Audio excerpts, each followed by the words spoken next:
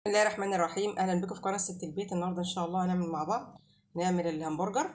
بس قبل ما ابدا الفيديو عايزه اشكر كل الناس اللي بتدعم القناه من خارج مصر وداخل مصر، وربنا يوفق الجميع. بص يا ستي، انا اوريك الطريقه دي، انا عملتها قبل كده بطريقه تانية. بص يا ستي، انا بشرت يجي 3 بصلات صغيرين وصفيت الميه خالص، ماشي. وهنجيب يا ستي بقى فلفل اسود، هنحط بقى التوابل حسب ما انت عايزه، ماشي. معلقه فلفل اسود صغيره كده.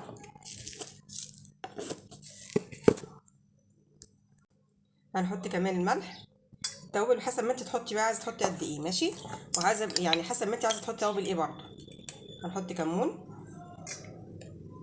بس ما تكترش في التوابل برضه عشان ايه، طعم اللحمه يبان، ماشي. مش بكتر التوابل يا جماعه. شويه كزبره صغيرين برضه كده. هنحط برضه ايه، ريحه سكر كده عشان تسويه اللحمه بتبقى عايزه ايه، شويه سكر كده عشان التسويه برضه. هنحط برضه ايه، الشطه كده برضه. هنحط طحينه، هنحط بقى ايه الطحينه كده معلقه كبيره، وهنقلب بقى كله مع بعض كده. الحاجات دي الاول اعملوا الطريقه دي، انا مشفتهاش على اليوتيوب صراحه، ماشي. هنضيف بقى ايه اللحمه حسب ما تحطي بقى ايه المقدار اللي انت عايزاه، وهنقلب بقى كله كده مع بعضيه. انا عملتها بطريقه تانية برضو على القناه بتاعتي، خشوا شوفوا برضو اللي تعجبكم فيها اعملوها، بس صراحه الطريقتين احسن من بعض.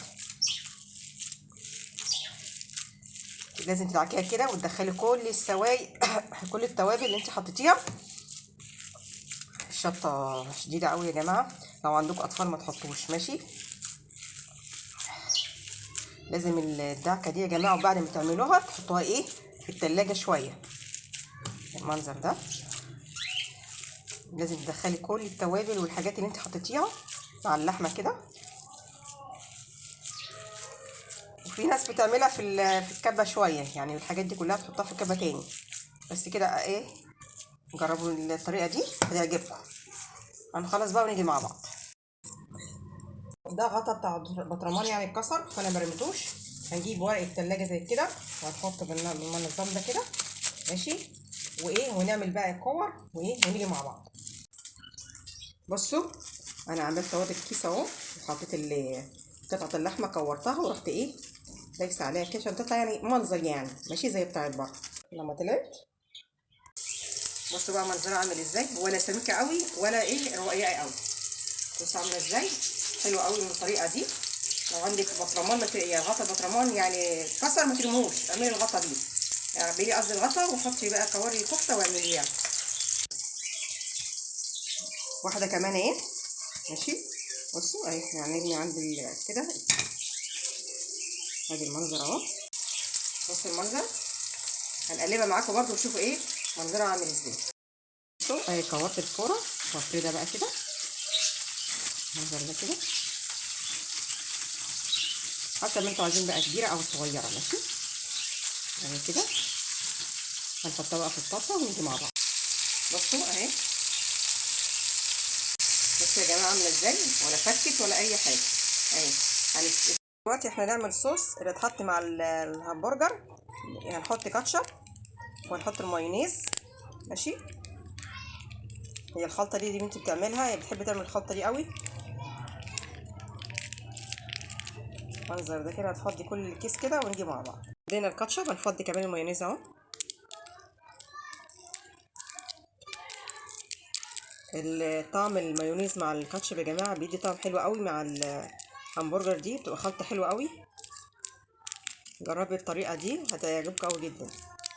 دلوقتي احنا ضفنا الكاتشب والمايونيز اهو على بعض، هيتقلب بقى الحاجات دي، ماشي. والطعم انا اقول لكم بتبقى خرافه صراحه. الطريقه دي بنتي بتعملها، تحطها مع الهمبرجر مع الشاورما مع العيش السوري، تبقى الطريقه صراحه حلوه قوي. جربوها هتعجبكم احسن من اللي بره. هو ميكس حلو يا جماعه.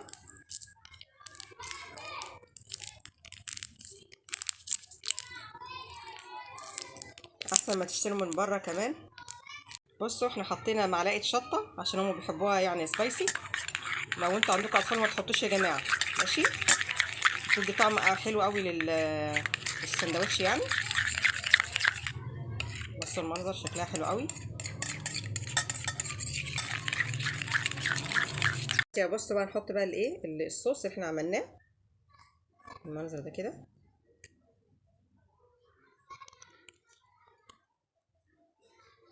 حسب ما تحبوا بقى تحطوا ازاي بقى، ماشي.